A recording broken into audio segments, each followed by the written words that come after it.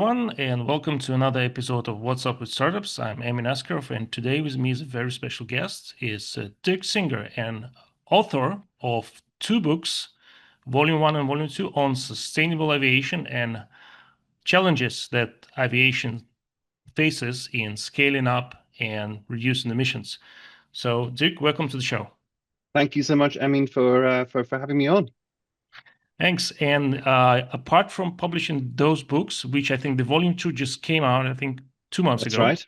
Yes. And you also host a blog on your website.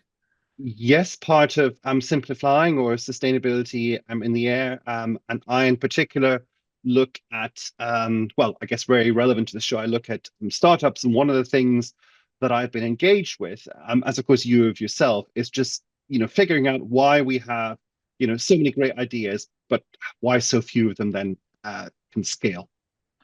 Yeah, that's exactly the point of this podcast. And yeah, how I would like to ask you, how did you come to this idea? I mean, how did you find yourself in, first of all, in aviation, then in sustainable aviation, and then in addressing this particular issue of sustainable aviation? Yeah, so I tend to say that I'm probably the last generation of sustainability professional that's self-taught, because now, as you know, there are professional qualifications. I have a colleague; she has a master's degree in sustainability, and that's probably going to be the future. But I didn't come through that route. I have originally a PR and a marketing background. I founded two agencies here in London in the digital media and in PR space. And as part of that, I started working for aviation clients. So it's maybe 10, 15 years ago. I worked for Gatwick Airport, for Manchester Airports Group, for British Minute International, the old airline that doesn't exist. And then as part of that, I was kind of looking for a lifestyle change where, I wasn't looking after 40 people anymore. I had more flexibility. And, I was interested in aviation. I could do that. And that's how, I got to work with Simplifying, who I'm working with now. And I first of all started doing, creative consulting work. I edited a magazine for them. And then about 2019, you'll remember that the whole business of flight shaming was in the picture with Greta Thunberg, sailing across the Atlantic because she wouldn't fly. And, people were sort of were turning off flying in Europe. And I, as many others, saw this as an existential threat to the industry because, if people are shamed into not flying, that of course hits the whole, bottom line of what airlines and airports do. And I'm someone who believes that, that air travel is a good thing for society. I mean, my life, like yours, has been shaped very much by the opportunities that mobility and air travel has afforded us. And, my son has just finished school. I want him to have the same opportunities that I've had without polluting the planet. And that's how I got into the sustainability space. And I've been doing this for the past few years. As you say, I've co-authored two books on the subject, and as part of that, in the second book, the conclusion really focuses on this. Is looking at how we can get more startups, and scale them, and really mature the solutions that we need to make a difference in terms of decarbonization. Okay, great. Well, I remember that before 2019, like from 2013 to 2019, I think, was one of my most most intensive times when I fly like almost like twice or three times a week. Sometime, yeah, I was doing. I got into sustainability space in 2015 with wind energy projects. Yes, and then I started actually flying all around the world. And at that time, I didn't give it much thought. Right. That was necessary. And then later on, yes, when I just, started go deeper and deeper into the game, there we have it. Like we have like aviation, which is like 2.5 of all CO2 emissions globally, and Right. so on. And then I was going, but what are we doing about it? And I never really gave it a lot of thought until maybe during the COVID times when I was looking at the data and I saw, there we have like a drop in the emissions. Right. Like we have all the flights grounded, and then we have like a dip. Of course, it's not only because of the flights, but they also played a major part. So just before we sink our teeth into this sustainability in the air, can you you mentioned a couple of times simply flying. Mm. Can you like explain what is a company or is it Yes, we're a company, and we, broadly speaking, we do two things. We have a research and analysis and content arm, which I'm very active in. Like, for example, I profile a different startup almost every week, and then we have a consulting arm as well, and we work with both startups in helping them scale, and with more mature companies, airlines, and airports on their net zero strategies. That, in a nutshell, is what we do. okay? And so those reports I seen on your website, you have like a blog Yes, section, then you have a report section. So correct. that's part of that, right? Yes, and the Where you go reports like deep dives. are yes, and the reports are, with one exception, they are free for anyone to download. You just have to register your email address. Okay. Yeah, we will put all the links to the show notes. So Amazing. everyone who's interested in the sustainable aviation could check them out. So let's get back to aviation. So Okay. it is a big emitter, albeit less, not as big as say energy where I come from, or like land-based transport. But and then still, so it kind of makes it a prime target for decarbonization. But still, I mean, everybody uses electricity, Right. but relatively speaking, few people fly. I mean, on the Yes. global scale, on the planetary scale. I mean, some Yes. people fly a lot. Some people fly only twice a year to go to vacation. Some people never fly. Yes. Most people never fly. That's So, right. but it still makes sense. I mean, just because of this is so small industry, relatively, you could say, but it has such a big impact on the CO2 emission. I mean, everything which is above 1%, I think, is Mm. big impact. So, but so far, I mean, I've been a frequent flyer, and I'm involved actively in all kind of climate tech technologies. Yeah. But when it comes to aviation, the only progress I see, apart from headlines in the news, Mm. is when I book a ticket, I can like tick a box saying, "Okay, I want to offset my carbon footprint, a few extra dollars." Right. So it's been hard to decarbonize. It just shows that it's been hard to decarbonize aviation. Why is that? Okay. So let's kind of pack that a little bit and take one step backwards. I mean, you mentioned, that most people don't fly, and that's absolutely right. I mean, I flew, I think it's 18 times last year, and I know that makes me very unusual, and that makes me, sort of a high emitter in terms of, in I terms of want to hit aviation. over 40. It's Right. okay. And that's actually the core of the argument, from the environmentalists. That I've heard this phrase being used of luxury emissions versus subsistence emissions. So subsistence emissions are the things you said, electricity. Everyone needs electricity. Everyone needs heat. But not everyone needs to fly.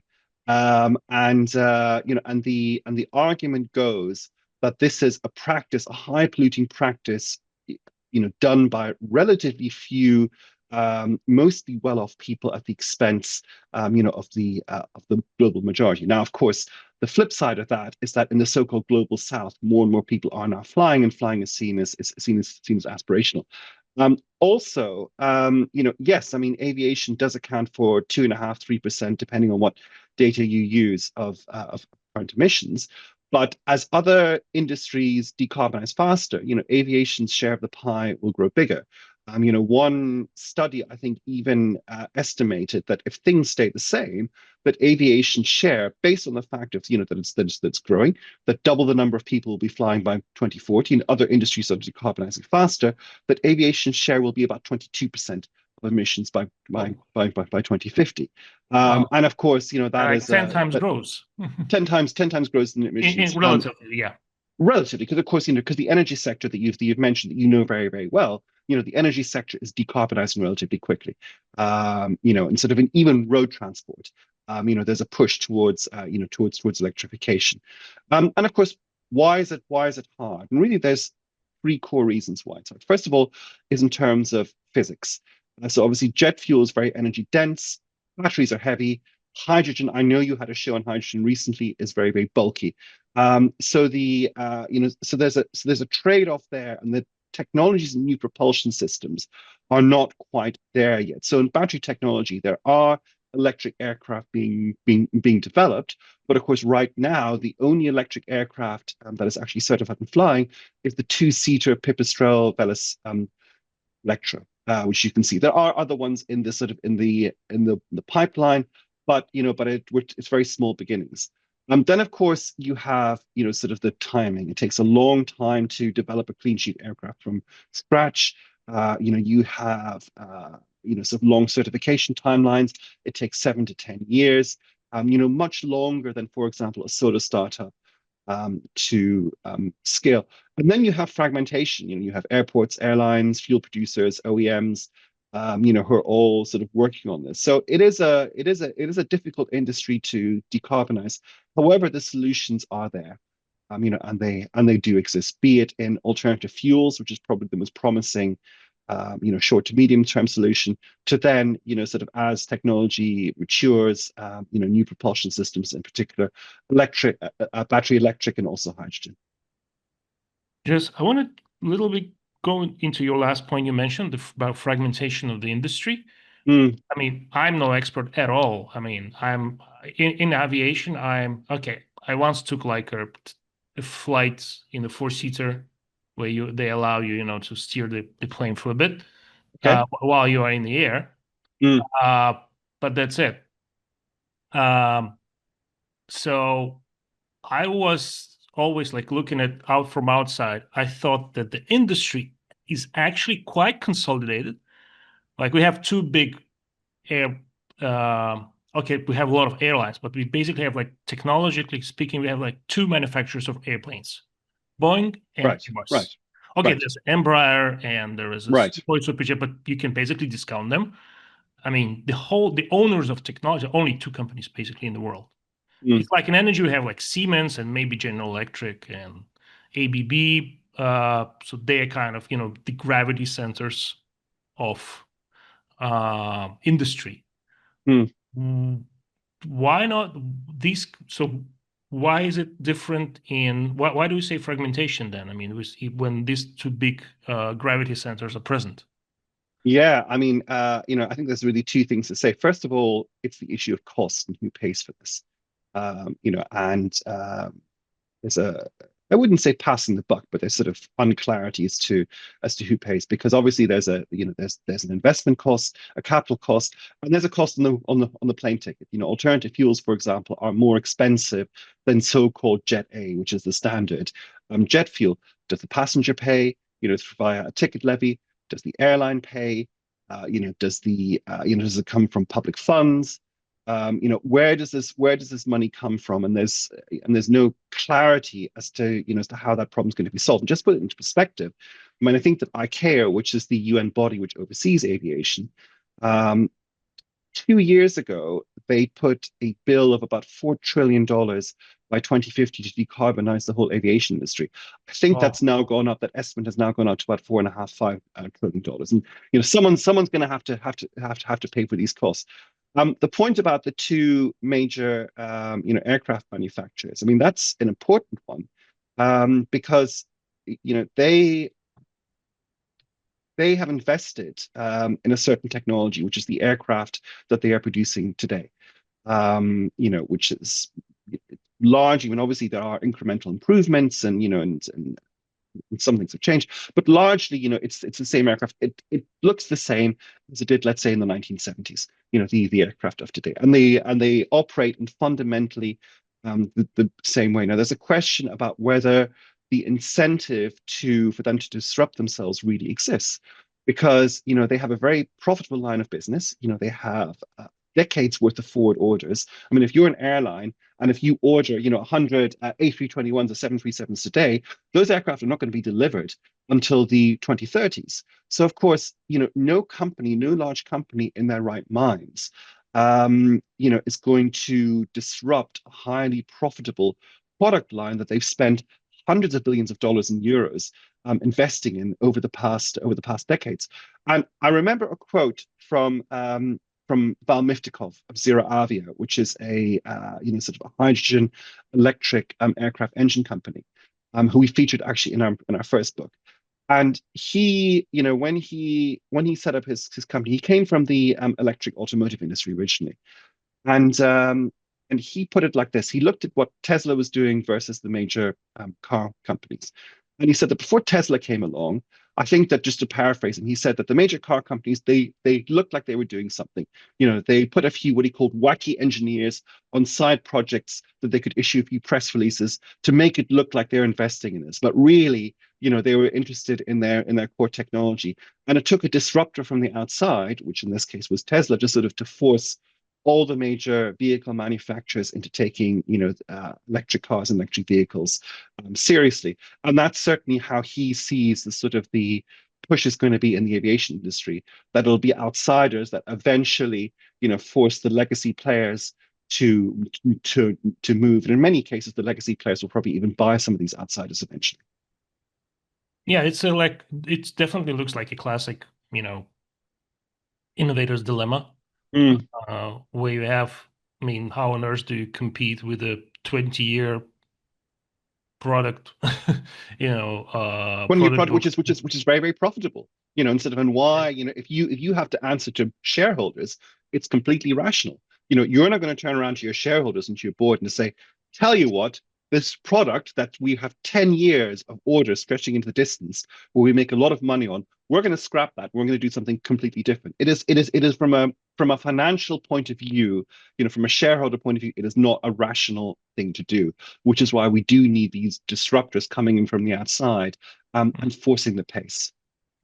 Okay, so can you take a point of position of this disruptors? Mm, What is the process that they have to surmount to actually, have their own order book like for 10 years and to really disrupt the industry? And I mean, not headlines disruption. I mm. mean, real disruption where the Boeing or the Airbus board sits together and say, okay, we thought we're going to get those 10 new airplanes ordered by China next year. We're not going to get them. This new startup got them. So we need to rethink. What is the process that these startups have to go through?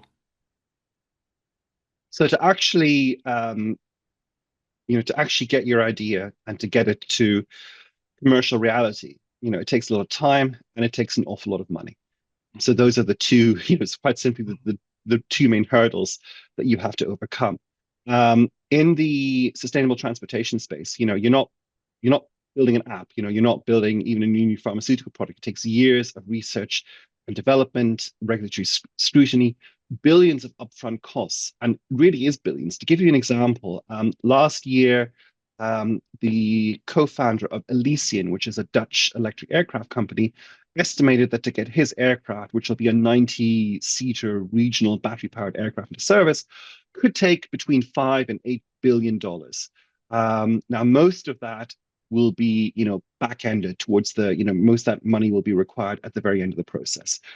And there's ways that they can maybe raise that. But of course, that is a huge ask. And to put that into perspective, last year, an analysis was done that showed that only 5 companies outside of the eVTOL, so the electric air taxi space, had raised more than $100 million. So there's a huge gulf that we have to overcome. So there's the capital requirements. Secondly, of course, it takes time. It might take the design phase might take 3 to 5 years. The prototyping and certification phase might take another 5 years. It can take another decade or longer, sort of to get your aircraft up and running. To use Elysian again, as an example, I mean, I actually like them because their timelines are realistic and they don't make false promises. I saw them at the Paris Air Show recently, and their certificate and their timeline into getting the aircraft into service is 2033. Which is much more realistic than some of the 2027, 2028 sort of dates that you see flying around, which invariably slip. But in terms of getting getting orders, I mean, I think sort of one of the keys to success is that you have to position yourselves on the on the economic benefits, with sustainability just being a sort of a byproduct. Electric aircraft, for example, they are cheap to operate. So you can make a lot of regional routes that used to be unprofitable. You can make them profitable. Of course, they are quieter, so you have less resistance from local communities. That might have protested about noisy propeller aircraft, sort of landing in the vicinity. And that is the sort of angles and sort of arguments that the most successful companies in this space are working on. It is an economically sound proposition, an economically advantageous proposition that just happens to be sustainable and sort of it makes a dent in global warming. What would be the most, I mean, you described this path that we take. Sorry, where was that? You have the design phase, like a couple of Mm. years, and you have the prototyping phase, then you have like regulatory approval phase, then you actually, have the factories, then you build this up, you test it again, and so on. So it's like a decade at least or more. Uh, Yes, yes, more than a decade actually to get it, and yes, billions of dollars to do that. Which of these parts? You already said that the most expensive one comes at the end, right. um, and but the most difficult part, the most challenging part, which one is that? Well, I mean, they all have different difficulties, and one of the things we talk about is, in the venture capital and climate tech space, you'll be aware of this concept of the valley of death, Hmm. which is between when you've raised money and you have to commercialize. And because of the length of time and the amount of money that this takes, we actually talk about the three valleys of death, No. which is, coming out of the lab, coming out of the pilot stage, and then finally, when you're commercialization. Or if you want to put it into another way, Valley One is, if you like, the product risk. Does the tech even work in the real world? Valley Two is the commercial risk. Can you secure real customers, not just pilot projects? And then the scale risk: can you build and deliver reliably, under budget, and at volume? And those are all key hurdles or key valleys that any Mhm. company in this space has to overcome. And they all have different risks and different pitfalls, and they all have to be managed. Okay. Yeah, that's even. I mean, I'm used to dealing with just one value of death, Absolutely. which is the manufacturing part. But here, yeah, it seems you have more of them. So then the owners, I mean, any investor investing in hardware today, I mean, of course, I'm not talking for everybody, but most of Mm, them would be looking at going at least, having sales in the like 5, 10 years, being profitable in 10, 15, and positive cash flow after that. right. And that's a big ask, actually. So they It would is. I mean, actually want it yes. I mean, even earlier. And I mean, the theory of this disruptive innovation, this innovators, I mean, actually points to the same way. You disrupt the industry not by doing huge investment over a huge amount of time, but you start with the niche market, which you can disrupt now, and then you gradually, a little bit, chunk by chunk, chip away mm, at the incumbents. Would you, uh, identify? Is it the same in aviation? Is what you see in aviation now, or everybody's, just trying to muster that huge capital and resources to go big and do it in 10, 15 years? well, I mean, one of the reasons why, I mean, you mentioned the, sort of the timing point of view, that there's an expectation that, you certainly see some kind of return easily within a decade. And also we mentioned sort of a certain resistance to changing the current technology. And that's one of the reasons why, the most promising solution is alternative fuels. It's so-called sustainable aviation fuel, which can be done a number of ways. The most common way at the moment is to use cooking oil and animal fats and what have you. It's something called the HEFA process Mhm. into SAF, but then it goes all the way through to what's called power to liquid fuels, which is where you take captured carbon dioxide and green hydrogen and you combine them, you put them through a reactor, and you make aviation fuel. And that certainly can be done in a shorter amount of time. And the capital requirements are less. I mean, we're talking for a refinery or a fuel plant, we're talking several $100 million. 5 to 10 years is absolutely possible. And of course, that works with today's technology, the so-called drop-in fuel. Airbus and Boeing are very in favor of it because it works for the aircraft that they have operational today. I mean, it just replaces fossil fuel-based jet fuel. So with that, you have shorter timelines. And quite frankly, we don't have an awful lot of time. 2050 is now less than, 25 years away. And that has to be a short to medium term solution. So yes, I mean, there's a focus on alternative fuels now. And then, as we get to 2030s, 2040s onwards, into slowly introducing new technologies and new propulsion systems into aviation. That, of course, will depend on a number of things, such as the advancement of battery technology, which will make it possible for aircraft to fly longer and to fly with greater payloads and passenger numbers. I want to lead into my next question with a small sub question. Mm. To my untrained eye, it looks like a bridge, but maybe you will prove me wrong. Okay. One aviation technology that I actually did see become huge are drones. Drones, yes. Which, I mean, like I remember myself 25 years ago, and I heard about drones. Hmm. And to me, it was like science fiction. Okay, it's cool, really cool science fiction stuff. Yeah. And then just last year, I was piloting my own drone here, like, on my vacation to taking Mm. pictures. And of course, in warfare, drones have been equivalent to introduction of longbow, in England, Absolutely. in the war in England, like Mm. hundreds of years ago. Yeah. So I would say that to my untrained eye, this is a new aviation technology that's been disrupting industry, not of like passenger flight, but it is something that starts. This is usually where it starts. Mm. So if I'm not asking you to say yes, just no. I do. Please give like your view on this, yes or no, and then I would segue this into a question like, can you give example of a company, of a startup in aviation that succeeded?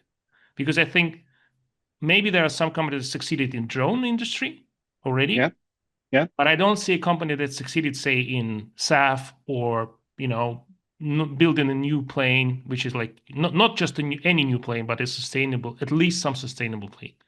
Mm. Sorry, it's like a two punch question.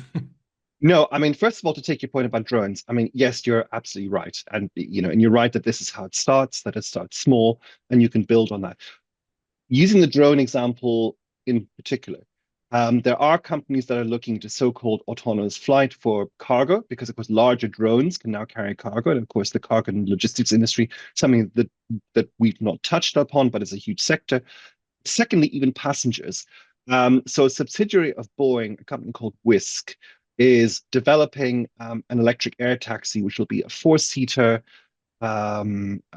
small aircraft that takes off like a helicopter and flies like an aircraft, used for city commuter routes, or from the city center to the airport, and that will be autonomous like drone. You will have the four passengers sitting inside, and then you will have an operator on the ground, controlling it. That is what they are working on. So there are a lot of these so-called electric air taxi companies, almost all of them working on the premise of a pilot and four passengers. Boeing's company Whisk is moving straight to autonomous flight. And that is a good example of how the drone concept is being taken to the next stage. In terms of successes, I mean, in the alternative fuels or sustainable aviation fuel space, there are a number of companies that are now successfully producing at volume and at scale. I was in Frankfurt last month, where a German company called Eneritech disclosure. We actually do some work with them, but they opened up Europe's largest and really first commercially producing e-fuels plant. So e-fuels being alternative fuels you make from carbon dioxide and from green hydrogen, and that's up and running. Beyond a pilot scale. So they are producing, and they are producing commercial volumes now. Over in the United States, there's another e-fuels company called Infineon. They have a plant in Corpus Christi. They raised an enormous amount of money last year. They raised $1.2 billion from Brookfield. So they certainly have enough capital to scale and produce volumes. They had their first customer, which was Amazon. Actually, their fuel is used for long-range trucking in the first instance. But they're also targeting the maritime and the aviation space. There's a company called 12.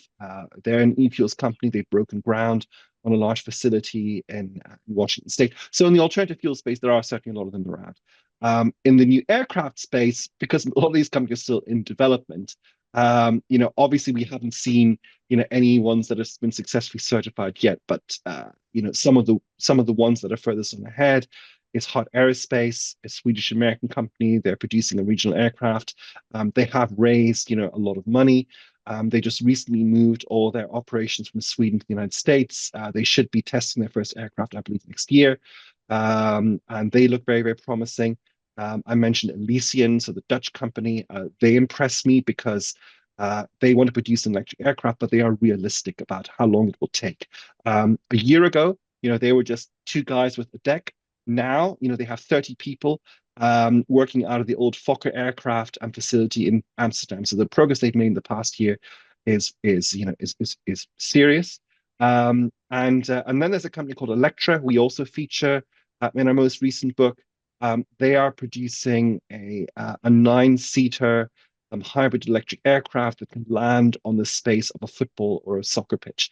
So it can really sort of make a lot of unused spaces viable for aviation and bring aviation closer to the consumer. One of the buzzwords they have is direct aviation. And by the way, that's actually a good example of how a sustainable company is leading on economic benefits. So the economic benefits are bring aviation closer to the consumer. You no longer have to travel, sort of an hour to your airport, but you have this aircraft that can land practically anywhere, and it makes sort of aviation that much more convenient and that much more accessible for you. Are the economic benefits the key reason for success if we say go back to e-fuels? Yeah, I mean, the example you mentioned. So in terms of e-fuels, I mean, e-fuels. Well, first of all, sort of all alternative fuels at the moment cost more than Jet A, than fossil fuel based, and that can be anywhere from 2 to 3 times for the so-called HEFA process, which is use cooking oil and animal fats turned into fuel, all the way up to sometimes 7 to 8 times for e-fuels. Because right now e-fuels, it takes a lot of it takes a lot of energy to make the green hydrogen. I know that's something you explored in a recent episode, and also with capturing them carbon dioxide. So the costs are very, very high, but certainly these companies are looking at pathways to reduce those costs. Looking at e-fuels, one of the benefits is not only so much economic, but we talked about the militaries earlier. And armed forces around the world are actually very, very interested in e-fuels because, rather than having supply chains of, sort of trucking in, sort of fossil fuel based, sort of gasoline, which is very, very vulnerable, you can set up modular e-fuels facility at a base, which is where you make the green hydrogen on site. You have a carbon capture facility. You have a sort of Fischer-Tropsch reactor, and then you make the fuel. So actually, sort of for example, the U.S. military is one of the biggest investors, in e-fuels companies and in the powered liquid fuel sector for that reason, for the reason of energy security, operational resilience, not of course, for environmental reasons. It's funny enough that you mentioned it a long time ago. I think it's in Jeremy Rifkin book that I read that U.S. Army were the pioneers of green energy and energy efficiency. When Absolutely. in hot climates, they installed solar panels. Yeah. They used the construction foam to seal off, all the leaks in the tents, and then they would Mm, just, okay, we don't need to bring any more fuel because I mean there was a like staggering figure of like huge number of casualties that actually not suffered in like direct combat, yes. but attacks on fuel convoys. Absolutely. Absolutely. And this gives you a certain amount of resilience and security. And as you say, it's one of the reasons why, paradoxically, sort of the defense sector is one of the main, sort of drivers of green technologies and of climate tech. And one thing that that a smart climate tech founder should be doing now is seeing how can I tap into that sector, especially since, the sort of the notion of price doesn't really apply that much. I mean, yes, e-fuels to power to liquid fuels are much more expensive than Jet A, but as you say, the trade-off is that you avoid, a lot of the dangers, a lot of the risks, a lot of the lost lives in terms of fuel, convoys, and logistics. Yeah. So the one of the way for climate tech startups, yeah, aviation startups in particular, could be to tap into this defense spending binge that is now, upcoming in Europe at least. Absolutely. Not sure about US, but in Europe that's certainly coming. Mm.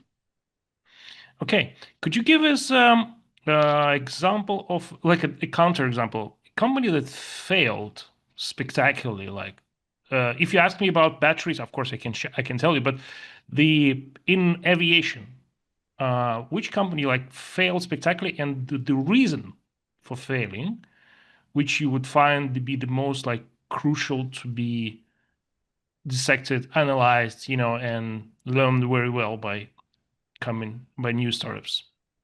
So let's take the example of a company called Universal Hydrogen. And Universal Hydrogen, they were actually a company that raised over $100 million. And what they were trying to do is they were trying to retrofit regional aircraft. So let's say the ATR 72 with a hydrogen electric powertrain. So to swap out, sort of the existing engines and to put, electric motor powered by a hydrogen fuel cell inside. And they had quite a neat analogy of doing this. They called it the Nespresso capsule analogy. So you have your coffee machine. I have an Nespresso machine. I'm sure you do as well. And you just have capsules, coffee capsules that you swap in and out. And they were going to sort of deliver these hydrogen capsules to aircraft, and that they could just sort of swap them in and operate like that. It was quite a neat way of describing it. They had a lot of had a heavyweight team, a lot of investment. Their co-founder came from Airbus. They actually did a number of test flights.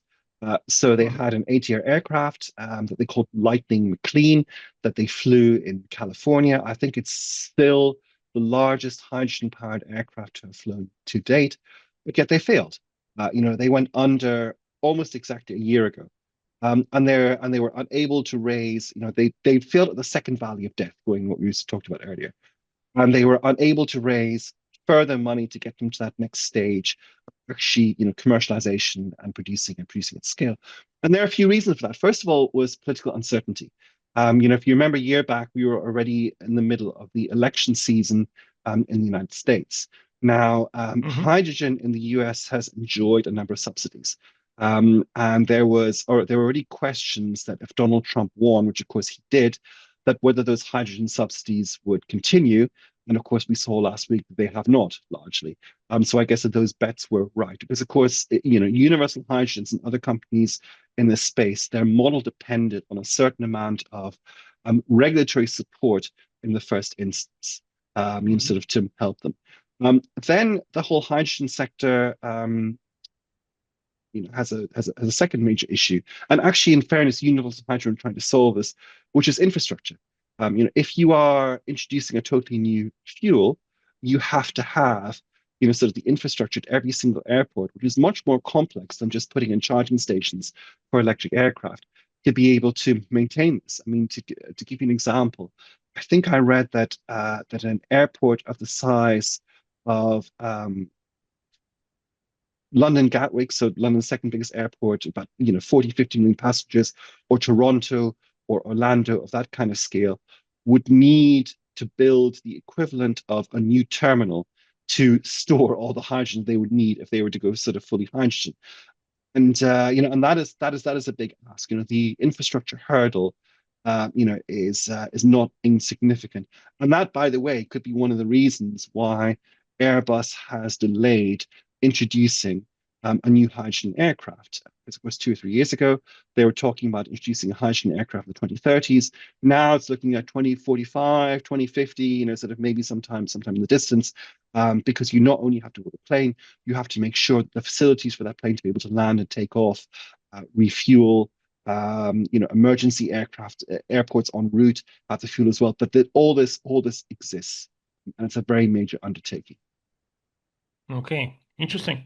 It's yeah. I also looked a little bit before into universal hydrogen, Mm, but I did not look into the infrastructure part.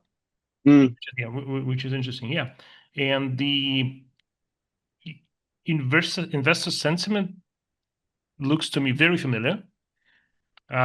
Sometimes it's not. It doesn't. It has nothing to do with technology per se, right. but it has to do with the political and regulatory environment. Which, funny enough, for me, I thought that U.S. was kind of immune from that. Mm, Me coming from Russia, I mean, any cabinet change. I mean, not speaking about elections, but any cabinet change would have people all over business world in Russia just freeze any decision. Okay, right. Right. you could expect it from a country like Russia, but that's Mm, normal there. But I wouldn't expect it from, developed free country like US, right. Right. Right. which tells you something. It That's does, and also, I mean, it shows the danger of basing your whole business plan on regulatory support. Sean O'Sullivan, who's a major venture capitalist, in this sector, he came up with a phrase that I like, and he differentiated between what he called launch support and life support. So launch support is that, yes, you have a novel technology, you're trying to get it off the ground, you will need a certain amount of help, and that is reasonable. But life support is basing your whole business plan on the fact that there are going to be subsidies, carbon pricing, regulatory mechanisms, because, as you say, sort of a government could change, and it's all gone. Okay. Um, and that's a good reason. Getting back to what we're talking to, that that businesses in this space, they have to lead on economics. They have to make the economic case. They have to show why they are superior to the existing product in some way, be it on price, be it on operational efficiency, be it on energy resilience that we've talked about. There has to be some factor, about why you're selling yourself, where you can stand on your own 2 feet, without assuming that the regulations are always going to be favorable to your industry. Okay. Speaking of economic benefits, is it Mm, core thing that investors are looking at when they look into sustainable aviation? I mean, what is the investors who do invest in sustainable mm, aviation? What are they looking at? What is the main driver for them? I mean, I know that like for SaaS investors or AI investors, they just okay, they make wild bets or that it go like 100x, 1000x in 5 years, maybe. They make a fortune. This the aviation industry certainly doesn't look anything like that. right. So, and I know very well investors say in energy, and these are like super conservative, you know, uh, tie wearing, stiff upper lip kind of guys who, Mm. only invest in very, very, very low risk assets. Who are the investors in aviation? Why they invest? Um, why do they invest? Well, as you say, there has to be some kind of sort of economic payoff. So it has to be sort of a business that uh, has a very compelling economic case, above and beyond the sustainability case. I mean, if I was an investor, I personally would invest in technologies that have that are applicable beyond just aviation. So, so we talked a lot about alternative fuels. The alternative fuel space doesn't only serve the aviation space; they also serve maritime. Because Hmm. the challenges in maritime and the share of emissions is actually very, very similar to aviation, as are the solutions. In maritime, you have, the solutions are operational efficiencies, you have alternative fuels, or you have new technologies, exactly the same as aviation. So if you invest in a company like Infineon, for example, who I mentioned, I mean, their product is not only for aviation, it's also for maritime. And actually, as an aside, um, I heard one company in the space say recently that the maritime industry may be a bigger market for alternative fuels than the aviation industry in future because the IMO, so the International Maritime Organization, sort of the UN body, the equivalent of CAO, has set more stringent guidelines for maritime than what exists for aviation.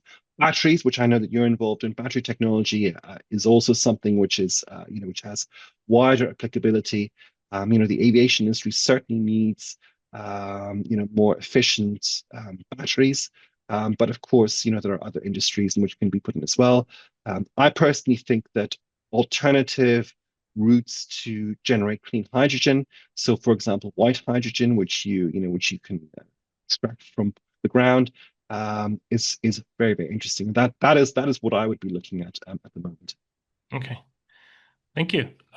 Just before we close, there are like we have about 5 minutes, but Mm, I would, there were two questions. One okay. specific for, say, aviation industry. One would be more like cross-industrial, more general, um, sustainability and climate change space. Mm, So we'll start with the aviation one. Okay, there are quite a few aviation startups in sustainable fuels, drones, autonomous flight, whatever, you mm, name it. Um, and as you said yourself, most of them are either trying to cross one of the three valleys of death or yeah. approaching. So, what would you recommend them to succeed? What should they watch out for? Um, I mean, I think that you have to do a few things. I mean, first of all, you have to um, understand certification and the regulatory requirements Mhm. from the moment that you actually set up. I mean, sort of working with the regulator and tying in certification is something that should be core to what you're doing. One of the books we featured in our first one of the companies we featured in our first book, Archie Aviation, which is an electric air taxi company. They're one of the success stories. They're looking to launch in Dubai probably next year. They actually started working with the regulator from day one, and that is Mhm. actually very, very important. Mhm. The second thing is, sort of you need in your team, you need operational maturity. Sort of building a new aircraft or even certifying a new fuel. This is not the, sort of the image of the HBO show Silicon Valley, where you have a bunch of coders sitting in a sort of, sitting in a house share with pizza boxes. You need experienced people, who have a track record of, sort of building and certifying aircraft or a track record in the fuel space. So you need to hire serious people with a serious history and a serious CV to be able to, sort of to move your business forward. And then the third thing is, I think, is to be honest rather than hype. I mentioned before Elysian, this Dutch aircraft company. One of the reasons why I like them is that they're honest. They're not promising a first flight next year. They're saying no, 2033, and which also allows time for the battery technology to evolve. And I think that more realistic, honest picture is one that that's something that startups now should embrace. And I think that investors, having seen so many companies fail with false promises, would also appreciate that. Would appreciate a more honest timeline rather than hype, shall we say. Thanks. Um, what of this can you take across other sustainability industries like batteries, energy, I don't know, energy efficiency, industry decarbonization, sustainable materials? Which of the lessons that I know that you're also looking at the other Mm, sectors like like carbon capture and storage, mm, battery technologies. You also dip in. So, what could you say? Okay, these are the lessons from the aviation industry, which is extremely complex industry. I think it's yes, far more complex than say energy or battery industry. sure. Um, that at least you have, I mean, responsibility level. I can only compare it to nuclear, Mm. probably the amount of responsibility you're taking up when you actually putting people up in the air. So what can what lessons can scale across sectors? So from the battery industry, I think that the sort of the battery companies are now looking at some very innovative production manufacturing processes. I mean, it's very modular. You have the Gigafactory playbook. So I think that's one thing. Also, in fact, the automotive industry. So a lot of these new aircraft companies have automotive partners, which are bringing in sort of manufacturing skill and lessons from automotive into them. I mentioned Archer Aviation. One of Archer's main investors is Stellantis, so the large car Mm, factory. Joby, sure. another electric aircraft company, which is going to launch in the United Arab Emirates next year. Their main partner is Toyota. So these lessons of manufacturing, I think, one of the things that can be brought across. The other thing I think, the energy sector, which you're very familiar with, is their offtake experiences, their experience of developing offtake contracts, bundling risk, to hedge future prices, and to line up blended finance. So those are two things that I would maybe look at. Are there any offtakes in the aviation industry? There are in the alternative fuel space. I mean, offtakes is a very common mechanism Mm, where a company sort of agrees to buy sort of X amount or sort of X million liters yeah. of fuel over the next 10 years. Now, most of them at the moment are MOUs or LOIs. So of course they are not binding. A few have moved into actual sort of financial contracts. Infinium, the company that I mentioned before, has a binding contract from American Airlines, which is actually underpinned by Citigroup, so the large bank, and Citi is using it to sort of for their staff travel to offset their scope 3 emissions. Well, okay. Well, cool. Cool to see that those like parallels. So, yeah. Well, I hope that aviation as an industry could decarbonize faster. I mean, I personally love Hope flying, so. and I mean, I would be happy to see that, next sometime in not next time, but sometimes in the future when I take a flight, I know that it's like as low as emission as possible. Mm, And yeah, I think we should push harder to, you know, reduce the hype and increase the output, say in this industry. And absolutely. thank you very much for this great overview. And Thank you so much. yeah, normally I just speak with the founder and we focus on his particular challenges, but it was, I think, really insightful to have this broad overview of different startups experience and especially the Mm, different failed startups not so happy to talk about and to analyze what went wrong. mm, I so far I think saw only one podcast and one interview of that. okay. Yeah. And yeah, but I think those are the most valuable actually than, studying success stories because Mm, so mhm. many ingredients to success, luck being one of Absolutely. and when you learn from failures, it's actually gives you a lot more insights. Yeah. So thank you very much, Dirk, for this insightful conversation. I wish you good luck, and I hope to see maybe you do another book on the not on the say aviation, but I see you're looking more and more into carbon capture space. That's actually a good idea. Maybe we will look into that. Excellent. Thank you very much. Thank you for coming to the show, and I wish you good luck. Perfect. Thank you again.